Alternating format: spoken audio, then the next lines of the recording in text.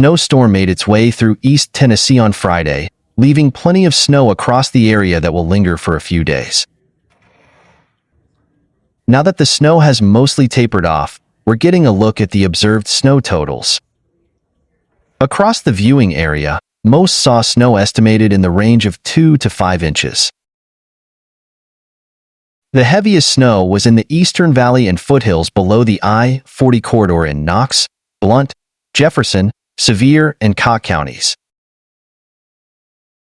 The estimated snowfall totals were pretty consistent, but there appear to be a few small pockets in cities like Dandridge, Bean Station, and Morristown that didn't see as much snow as the rest of the surrounding area based on the observed totals. Saturday is shaping up to be a great day to enjoy all that snow, but be safe, and it's a good idea to avoid driving if possible. Tennessee. Many of the main routes across the area are being plowed and treated. Hazardous and icy road conditions will likely remain on back roads and neighborhood roads across the region on Saturday, particularly in the overnight hours when refreezing occurs. The East Tennessee region saw 118 crashes from midnight Friday into Saturday morning, according to the Tennessee Department of Transportation's Mark Nagy. Ice and snow brought to the area by an early-year winter storm caused many of those crashes. The storm created conditions that Nagy said are still dangerous for drivers. People just need to understand that for the next few days, they're certainly going to see patches of snow and ice on a lot of our roads, Nagy said Saturday morning. He said his department pre-treated state roads, but cold temperatures could create problems for the next few days. Yeah, our crews pre-treated roadways all day Thursday, and they have been on the job since the early morning hours yesterday, Nagy said. The challenges you run into is that there's going to be a lot of refreezing, more than likely on our interstates and state routes. With that in mind, Nagy said, staying off the roads isn't just about keeping drivers safe. Nagy said crews need the space too. It's extremely dangerous work that our crews do each and every day, and especially during a winter weather event. Over in Smith County, there was a semi that hit one of our trucks, Nagy said, adding that no one was hurt. That's why if folks can stay at home, please do. But if you do have to be on the roads, please give our crews the extra room that they need to do their jobs. The Tennessee Highway Patrol gave their own stats Saturday morning. According to THP, the agency received 850 phone calls Friday and Saturday. Responses broke down like this from 6 a.m. Friday to 6 a.m. Saturday. Snow totals were highest in Dixon, where 5.9 is the latest snowfall accumulation.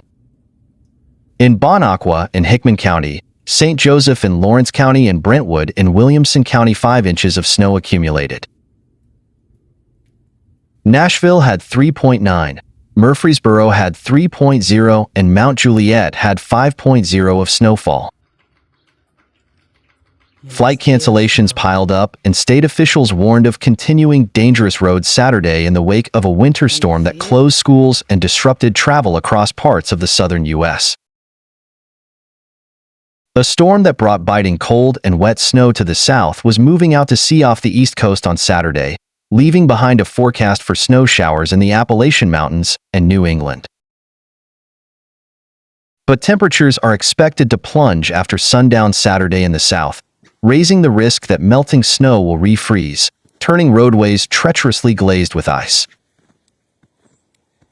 I definitely don't think everything's going to completely melt, said Scott Carroll, a National Weather Service meteorologist in Atlanta. Especially the secondary roads will probably still have some slush on them. Major airports including Atlanta and Charlotte, North Carolina, continued to report disruptions Saturday. While flights were operating, airlines canceled and delayed more flights after Friday's weather slowed airline travel to a crawl. By noon Saturday, more than 300 flights in and out of Hartsfield-Jackson Atlanta International Airport were canceled, while nearly 500 more were delayed, according to tracking software FlightAware. More than 200 flights in and out of Charlotte were canceled, while almost 200 more ran late. Sarah Wanyawike, who lives in the Atlanta suburb of Lilburn, was starting her second day at Atlanta's airport Saturday. Wanyawike arrived at the world's busiest airport before sunrise Friday to catch an Ethiopian Airlines flight, on the way to her job in Zimbabwe. The plane boarded after a delay on Friday, but never left, discharging passengers back to the gate after taxiing around and never taking off for 6 hours. Wanyawike said her luggage remained stuck on the plane, and she dared not try to go home because she was told to be back at the gate before dawn Saturday. People slept with their babies on the floors last night, Wanyawike said. But Saturday morning found the flight delayed again, and Wanyawike deeply frustrated with a lack of communication from the airline. "It's not even on the board at the airport," she said. "There's no indication that we're leaving."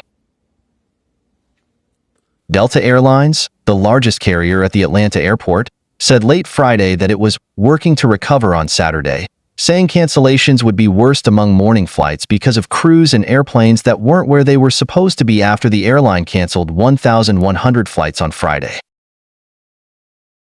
Meanwhile, the city of Richmond, Virginia, lifted its boil water advisory late Saturday morning, nearly a week after Monday's snowstorm had cut power and caused a malfunction to the city's water system.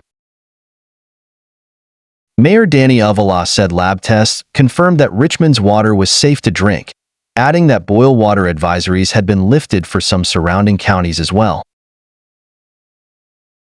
The temporary halting of the water system affected more than 200,000 people, some of whom lacked water in their homes because of diminished pressure. The state's legislature had also delayed the beginning of its session because of the problem. Freezing rain pushed up electricity outages above 110,000 in Georgia on Friday night, but most power was restored Saturday. The National Weather Service reported between 0.1 inches, 0.25 centimeters, and 0.25 inches, 0.6 centimeters, of ice accumulation around Atlanta from the freezing rain. That wasn't as bad as forecast, but Carroll said high winds Saturday could still pose risks where ice did stick. If there are any frozen branches and limbs, it's possible that some of those can be brought down by the gusty winds during the day today, Carroll said. Parts of mountainous western North Carolina saw as much as 4.5 inches, about 11 centimeters, of snow in a 24-hour period that ended at 7 a.m. Saturday, according to the National Weather Service. And parts of Middle Tennessee saw nearly 6 inches, about 15 centimeters, of snow by Saturday morning. Earlier this week, the storm brought heavy snow and slick roads to much of Texas and Oklahoma before moving east.